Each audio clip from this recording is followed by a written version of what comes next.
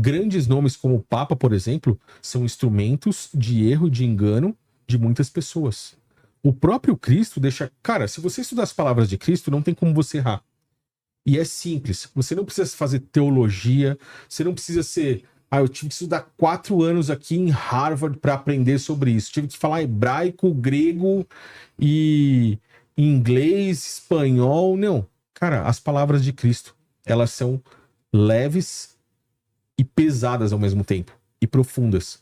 O próprio Cristo deixa claro, em Mateus 23 ali, não chamem ninguém de rabi, que é um mestre na religião judaica, porque só existe um mestre que está nos céus. Não chame ninguém de pai, porque só existe um pai, que é aquele que está nos céus, olhando por todos nós. Se só existe um pai, a palavra padre ou papa em italiano significa pai.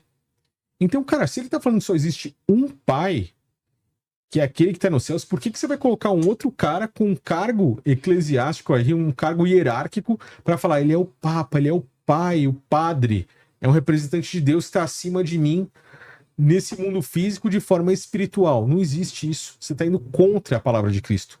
O que vai contra é o quê? É anticristo. Por quê? Quando você lê a carta aos Tessalonicenses, você vê que tudo aquilo que se opõe ao Criador, se opõe a Cristo, é anticristo. Então, se o cara tem uma palavra sobre dízimos ali, que ele está mentindo, que está indo contra ao verdadeiro ensino, cara, esse cara está servindo ao anticristo.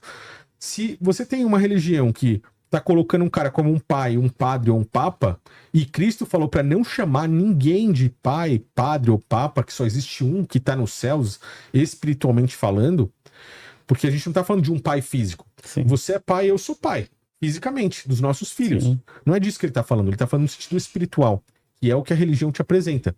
Um pai, um padre, um papa espiritualmente falando. Então, tá errado. Você tá seguindo um protocolo ali do anticristo. E Cristo ainda vai mais, ele fala, não coloque nenhum outro homem como um guia, não chame ninguém de guia. O guia, aquele que guia as ovelhas é o pastor. Não chame ninguém de pastor, porque Cristo, que Deus é o pastor. Cristo é o bom pastor, o único pastor. Então, homens são falhos. A religião coloca homens para, na maioria das vezes, levar outros homens ao engano. São cegos guiando cegos. Se as pessoas seguissem a Cristo direto, as palavras dele ainda estão aí. A gente comentou sobre um possível engano futuro. Sobre a perda. Mas hoje ainda estão aí.